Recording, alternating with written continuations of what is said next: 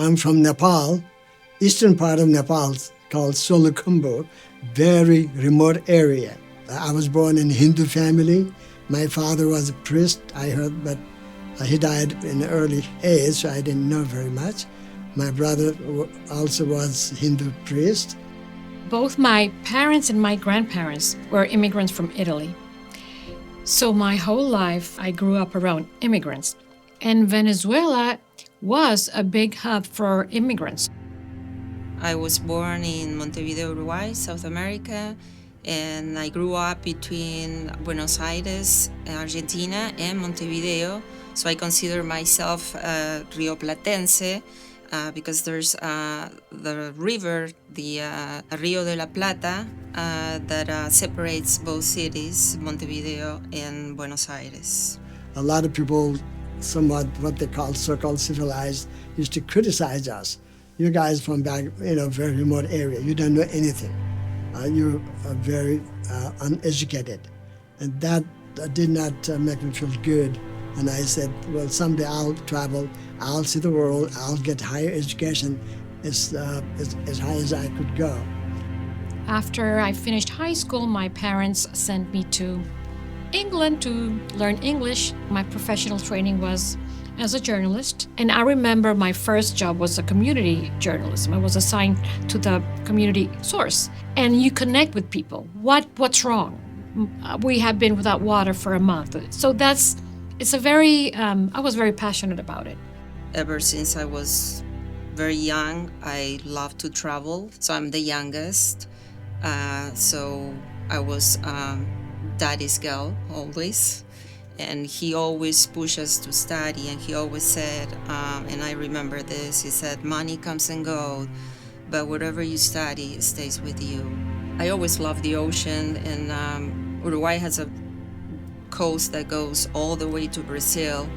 I had a friend that did oceanography, so I was really interested, and it was kind of like a new career, and so I pursued that. And I really love it. I work in a department of fisheries in investigation. But then, life goes on and takes you other places and other opportunities.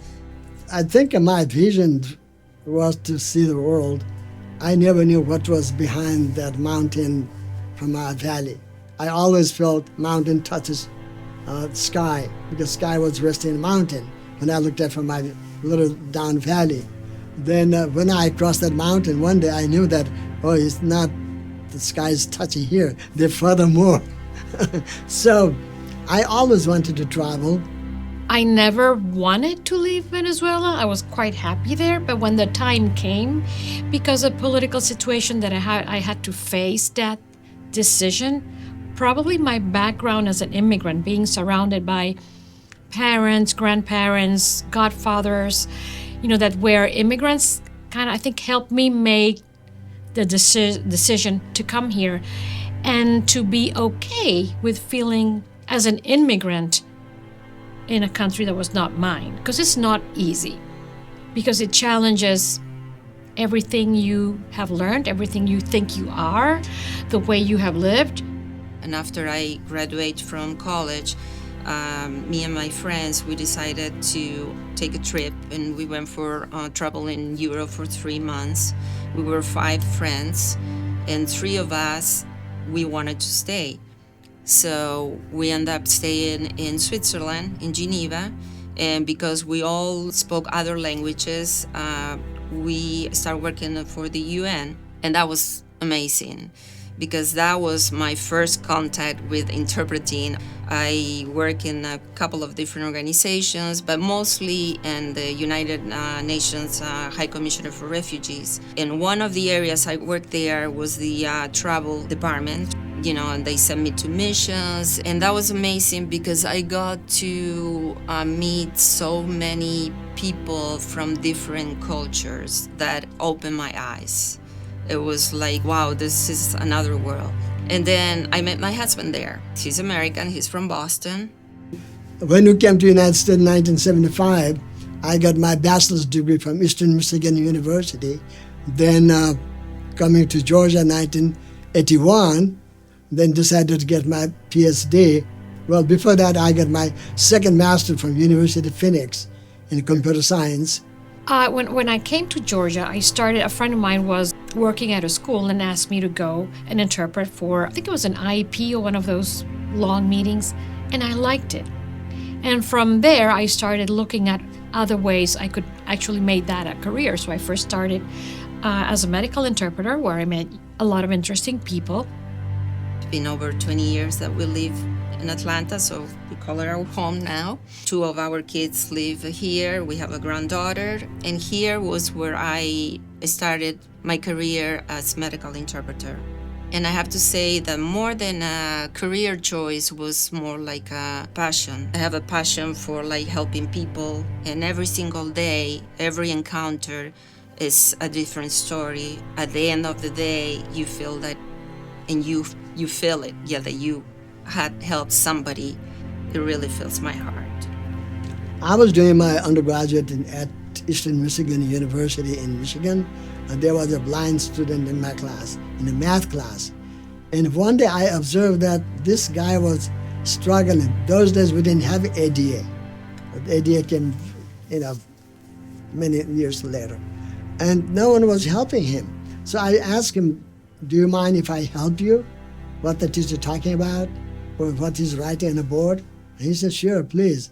So that kind of opened up some kind of, interest to help people with disabilities. But then eventually, as I was working with the different agencies, once in a while we had some Nepali people coming to state government agencies looking for services. And those people spoke Nepali. And agency knew that I was from Nepal, and they asked me, hey, we have so-and-so client here. Can you come and help us? So I started doing that a little bit unofficially. When you're a medical interpreter,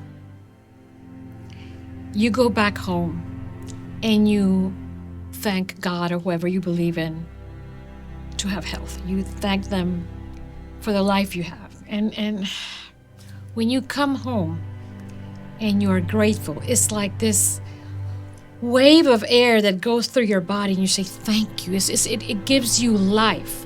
It actually makes you live in a different way, because it actually changes your perspective, and it actually makes your commitment to the job stronger.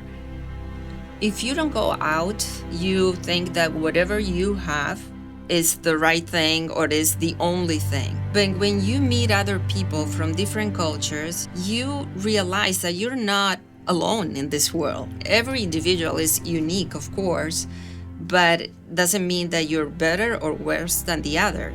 Different religions, different languages, different cultures. And that's what really is amazing. It's so rich. I would like to travel still and spend more time traveling. We spent 1 month in Europe, and I really enjoyed that.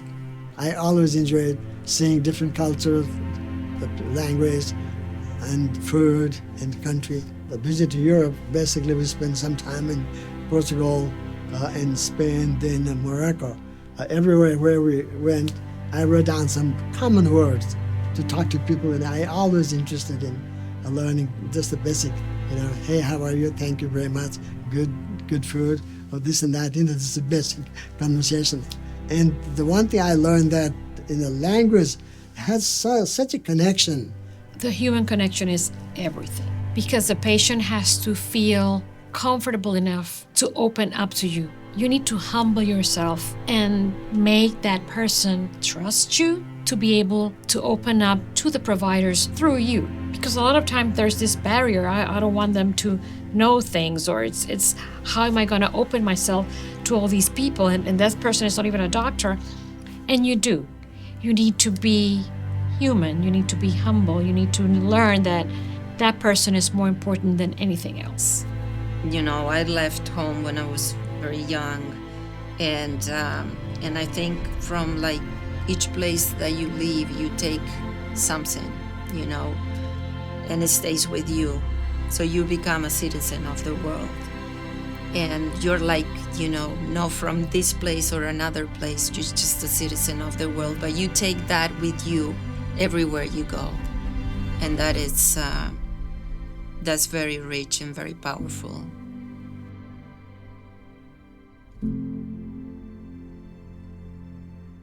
you.